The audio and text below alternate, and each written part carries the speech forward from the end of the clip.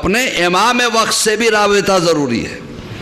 اب رابطے کے لیے بڑے بڑے اعمال ہیں، بڑی دعائیں ہیں کہ اگر وہ دعائیں پڑھو تو امام سے رابطہ پیدا ہو جاتا ہے۔ میں زیادہ لمبی لمبی دعائیں نہ پڑھنے کا عادی ہوں نہ پڑھوانے کا، لیکن آپ کو کچھ ایسی چیز بتا دوں گا آج کی اس مجلس میں، انشاءاللہ ہر بچہ بھی کر سکے گا اور کرے گا ضرور۔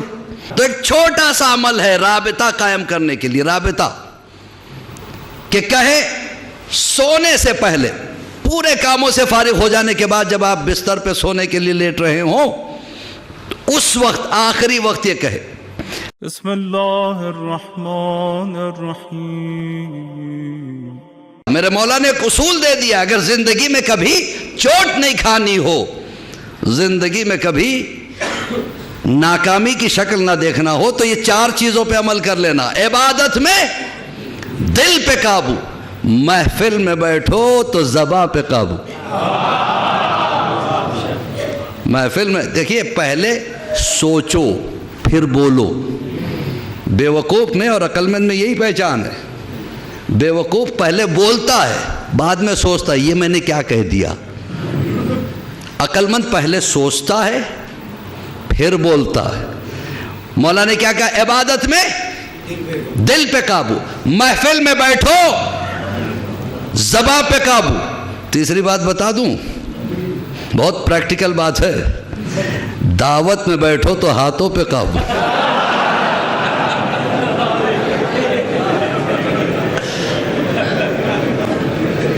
بہت مشکل کام ہے۔ میرے برابر میں ایک شخص آ کے بیٹھ گیا، میں سوچا کمبخت محبت میں آیا ہے۔ میں نے کہا کیا بات ہے بھیا، آؤ مول صاحب میں کیا آپ کے برابر میں بیٹھوں؟ کہا بالکل۔ کھانا آ گیا؟ کہا نہیں آنے والا ہے۔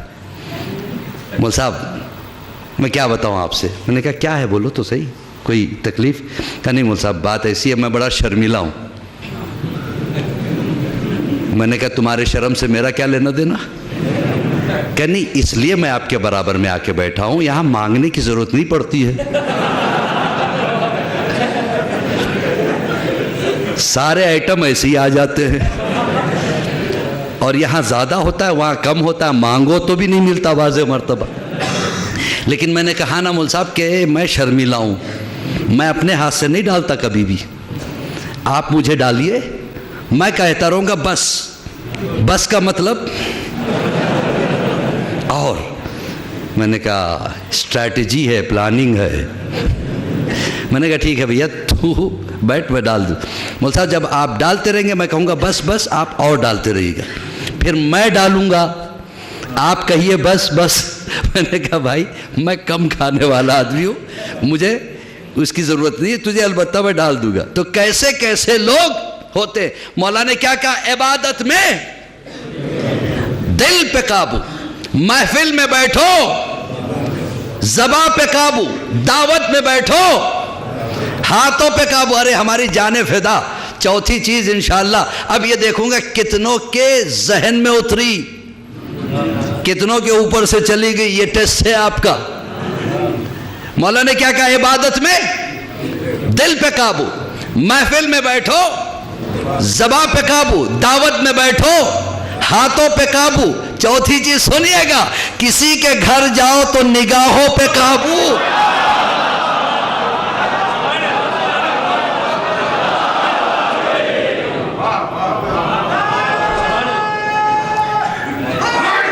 یا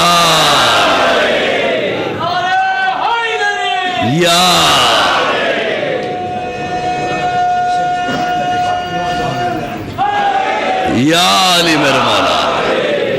دیکھا آپ نے؟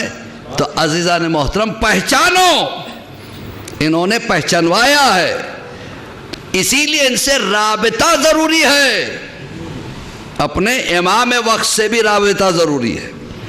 اب رابطے کے لیے بڑے بڑے اعمال ہیں، بڑی دعائیں ہیں کہ اگر وہ دعائیں پڑھو تو امام سے رابطہ پیدا ہو جاتا ہے۔ میں زیادہ لمبی لمبی دعائیں نہ پڑھنے کا عادی ہوں نہ پڑھوانے کا، لیکن آپ کو کچھ ایسی چیز بتا دوں گا آج کی اس مجلس میں، انشاءاللہ ہر بچہ بھی کر سکے گا اور کرے گا ضرور. دیکھیے امام کو ایک نام بہت زیادہ پسند ہے. ہمارے زمانے کے امام کو ایک نام بہت زیادہ پسند ہے, فرزند زہرا صلوات اللہ علیہ.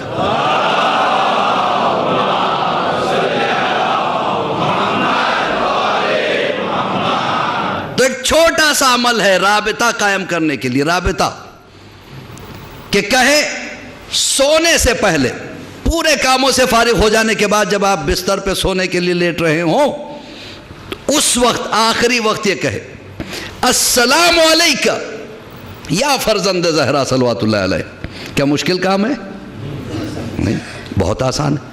اور جب صبح اٹھے سب سے پہلے یہی, بغیر کسی سے بات کیے کہ السلام علیکہ یا فرزند زہرا. اب آپ پوچھیں گے اس کا فائدہ کیا ہے؟ سنیے, فائدہ بھی بتا دوں تاکہ بچوں کے سمجھ میں آ جائے. سلام کا بہت بڑا فائدہ ہے. آپ نے آج خطبہ جمعہ میں سنا ہوگا کہ مولانا نے جو تقریر کی تھی, خطبہ دیا تھا, اس میں ایک جملہ کہا کہ مغرور انسان کی ایک پہچان ہے, وہ انتظار کرتا ہے کہ اسے سلام کیا جائے. وہ مغرور ہی نہیں ہے, بدبخت ہے. اس لیے کہ سلام کرنے والے کا جو ثواب ہے جواب دینے والے سے کہیں زیادہ ہے. سلام کیا ہے؟ ایک دعا ہے. سلام ایک دعا ہے. میں آپ کو کیا بتاؤں, میرے تجربے اکثر میں بیان کرتا ہوں. جب مجھے پاکستان سے بلایا گیا تھا مجلسوں کے لیے, جب میں پہلی مرتبہ پاکستان گیا تھا, یا ہندوستان میں یہ ہوتا ہے کہ جہاں کوئی بلاتا ہے تو ہم کرتا پائجامہ, جسے عوامی لباس وہاں کہتے ہیں, پہن کے چلے جاتے ہیں. اب کہاں شیروانی ٹوپی یا ابا کبا پہن کے جائیں, تو ہم کرتے پائجامے میں چلے جاتے ہیں. لوگ دیکھ کے پہچان جاتے ہیں کہ یہی مولانا ہو سکتے ہیں, اور آ کے ریسیو بھی کر لیتے ہیں. جب مجھے پاکستان بلایا گیا تھا تو میں یہیں کی عادت پہ وہ پہن کے گیا. مجھے کیا پتا تھا وہاں سبھی یہی پہنتے ہیں, کولی والا اسی لباس میں, کسٹم والا اسی لباس میں, حتیٰ کہ پولیس والے اسی لباس میں. اب میں پریشان ہو گیا. نہ میں نے کبھی اپنے میزبان کو دیکھا تھا, نہ اس نے مجھے کبھی دیکھا تھا. اچھا, اس زمانے میں موبائلز بھی نہیں تھے اتنے کامن. اس زمانے کی بات کر رہا ہوں, 15-20 سال پہلے کی بات. اب جب میں پہنچا, میں نے کہا یا اللہ میں کیا کروں, کیسے پہچانوں؟ نہ میں نے اس کی تصویر بھی نہیں دیکھی جس نے مجھے بلایا ہے, نہ اس نے میری تصویر دیکھی ہے. میں پریشان. آخر ایئرپورٹ کے باہر آ گئے. ادھر ادھر دیکھ رہا تھا, ایک نوجوان خوبصورت سا میرے قریب میں آیا. اس نے آ کے ایک جملہ کہا, یا علی مدد. شیعوں کی پہچان یا علی مدد. برجستہ میری زبان سے نکلا, مولا علی مدد. مولانا عباس علی خوئی. میں نے کہا جی السلام علیکم. میں نے کہا علیکم السلام. بڑا خوش ہوا میں مل گیا اس کے ساتھ, اس کے چلنے لگے. جب وہ مجھے اپنے کار میں لا کے بٹھایا تو میں نے اس سے کہا بھیا دیکھیے اسلام میں ایک طریقہ ہے, پہلے سلام پھر کلام. آپ نے پہلے سلام نہیں کیا, آپ نے کہا یا علی مدد. میں نے کہا مولا علی مدد. پھر اس کے بعد آپ نے مجھے سلام کیا. پہلی بات تو یہ کہ میں پریشان تھا, مجھے آپ پہچانو گے کیسے؟ کہا مولانا یہی تو میں نے کیا. کہ پہلی بات تو یہ ہے کہ آپ کے ہاتھ کی انگوٹھی عقیق اور فیروزے نے بتلا دیا کہ آپ کون ہو. دوسرے شیعہ کے چہرے سے ہی پتہ چل جاتا ہے. اب تیسرا ایک فائنل کنفرمیشن تھا کہ آپ اپنے ہیں یا پرائے ہیں. میں نے یا علی مدد کہا, آپ نے مولا علی مدد کہا, پھر میں نے سلام کیا. میں نے کہا آپ سلام پہلے بھی تو کر سکتے تھے. کہا نہیں مولانا ایسے ہم سلام نہیں کرتے پہلے جب تک کہ تول نہ لے. کہ کیا مطلب؟ کہ سلام ہے دعا سلامتی کی. ہم دعا دینے سے پہلے دیکھتے ہیں کہ لائق دعا ہے یا نہیں. صلوات پڑھے بر محمد و آل محمد.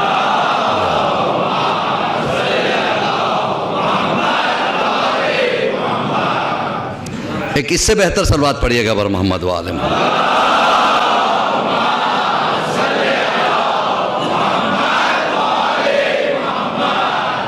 تو امام کے لیے سلام کرنا سلام کا فائدہ کیا ہے؟ پہلی بات تو یہ کہ سلام ہے دعا، اللہ آپ کو سلامت رکھے، اور جو جواب سلام دیتا ہے وہ دعا کا جواب دعا سے، اللہ تمہیں بھی سلامت رکھے، اپنی رحمتوں کے سائے میں رکھے، رحمت اللہ وبرکاتہ، اور برکتوں سے نوازے، ہے یا نہیں؟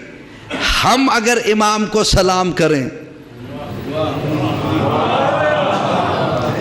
امام کی سلامتی کی دعا کرنا یہ الگ ہے، اور سلام ہے سنت، مستحب، جواب ہے واجب۔ ہم امام کی سلامتی کی دعا کریں یہ بہتر ہے، یا امام ہمارے سلامتی کی دعا کرے؟ ہم جیسے سلام کرتے امام جواب دیتے ہیں، ذرا سوچئے جو امام کے جواب سلام کے سائے میں رات گزارے یا دن کی شروعات کرے تو پھر پریشانیاں کیسے آ سکتی؟ تیسری بات بھی آپ کو بتا دوں، اس سے رابطہ کیسے ہوتا ہے۔ مثلا میں گھر سے باہر نکلا، میں نے دیکھا کچھ بچے کھیل رہے ہیں گلی میں، میں ادھر سے جانے لگا، اچانک میں نے دیکھا کہ سارے بچے تو کھیل میں مصروف تھے، لیکن ایک ان میں بچہ اچانک آگے آیا اور جھک کے مجھے سلام کیا۔ سچ بتائیے میری فیلنگ کیا ہوگی، میری کیفیت دل کی کیا ہوگی؟ میں سوچوں گا تھوڑی دیر کے لیے بڑا پیارا بچہ ہے، اس کے ماں باپ ضرور شریف ہے، کسی نے مجھے سلام نہیں کیا لیکن اس بچے نے سلام کیا، تو ایک محبت اس بچے سے ہو گئی۔ میں نے اس کے سر پہ ہاتھ پھیرا، جیتے رہو بیٹا، اللہ تمہیں سلامت رکھے، خوش رہو، آباد رہو، علیکم السلام ورحمۃ اللہ، یہ کہہ کے میں چلا گیا۔ اب میں شام میں واپس آ رہا تھا، پھر میں نے دیکھا سارے بچے کھیل رہے تھے، پھر یہی بچہ سامنے آیا، پھر اس نے جھک کے سلام کیا، میں نے جواب دے دیا۔ دوسرے دن میں نکلا، محسوس کیجئے گا ایک اہم پیغام دے کے جا رہا ہوں۔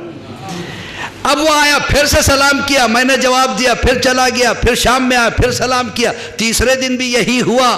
اب یہ ہو گیا کہ میرا دل اس بچے سے لگ گیا، صرف 3 دن اس نے سلام کیا تھا، چوتھے دن جب میں باہر آیا بچہ نظر نہیں آیا۔ آخری والوں تک توجہ، بچہ نظر نہیں آئے گا تو میں ڈھونڈوں گا، جو روز مجھے سلام کر رہا تھا آج کہاں گیا؟ بھیا سلام کرنے والے کو ہم جیسا گنہگار فراموش نہیں کر سکتا، تو جو امام کو سلام کرے، ایک صلوات پڑھے بر محمد و آل محمد۔